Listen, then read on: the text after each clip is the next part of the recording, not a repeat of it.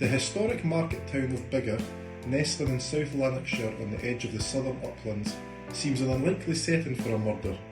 Noted for its historic buildings and close-knit community, it is also popular with tourists and provides an ideal stopping-off point on the A702 linking it to Edinburgh, which runs through the town.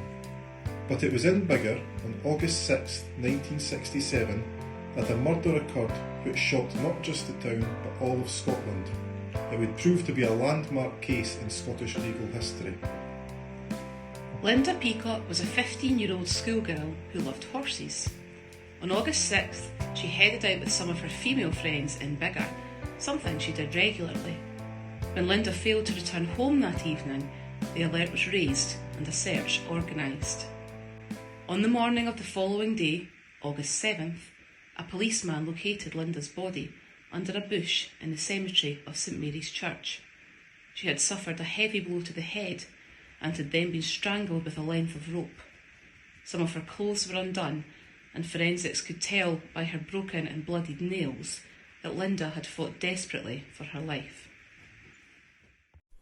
Leading the investigation was Detective Chief Superintendent William Munsey of Lanarkshire CID.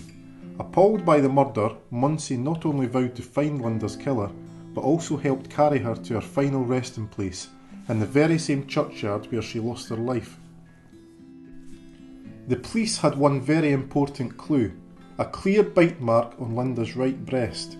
Dr. Warren Harvey, a specialist in forensic odontology from Glasgow University, along with his colleagues, joined the case.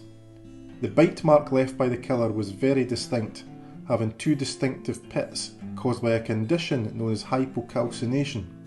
Soon, men from all over the local area were having their teeth examined as part of the investigation. One witness came forward and reported seeing a young man talking to a girl at around 10 p.m. on the evening of the 6th, in the graveyard. They seemed to know each other and were getting along, so no more was thought of it.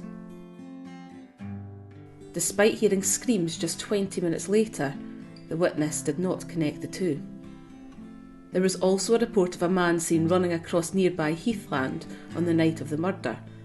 Police search teams combed the area for any clues, even going to the length of using a revealer, a device made of two chromium-plated copper rods, which was used by those who believed in extrasensory perception.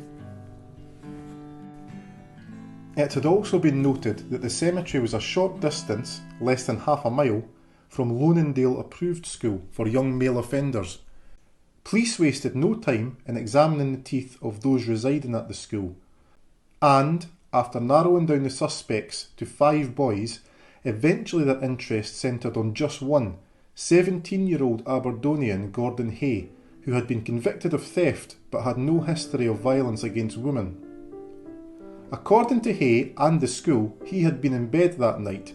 It seemed a watertight alibi, but the police were about to get the evidence he craved from an unusual source. 3 other boys residing at Loaningdale came forward and stated that Hay had sneaked out on the night of the murder. It wasn't an unusual thing to happen, and boys from the school would often escape to meet up with local girls. The case against Hay rested on impressions taken of his teeth, a warrant having been granted for the purpose of obtaining them. They matched the marks found on Linda, and his fate was sealed. Whether he had arranged to meet Linda that evening is not known.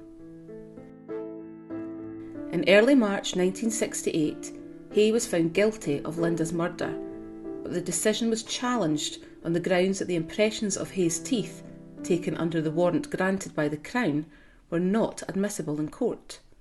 In a highly unusual move, 3 judges were brought in to rule on the matter. They determined that the evidence was admissible. Lord Grant, the Lord Justice Clerk, spoke on the matter. In my opinion, the warrant here was competently granted, and what was done in pursuance thereof was done with lawful authority. By his committal to an approved school, Hay has largely ceased to be the legal master of his movements. Hay was the youngest of 8 children and had his first encounter with the law at age 10.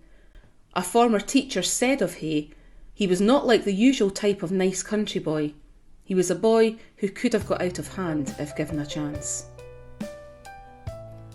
Hay ended up at Loaningdale after being found guilty of ransacking the offices of a previous employer. As he was under 18 at the time of Linda's murder, and therefore could not be sentenced to life imprisonment, he was ordered to be detained at Her Majesty's pleasure. At this time, nothing further is known of Hay. Today, Biggar is little changed from 1967. Linda's grave lies in a green, open area of St Mary's Cemetery. It is well maintained and a constant reminder of the bright young girl the community will never forget.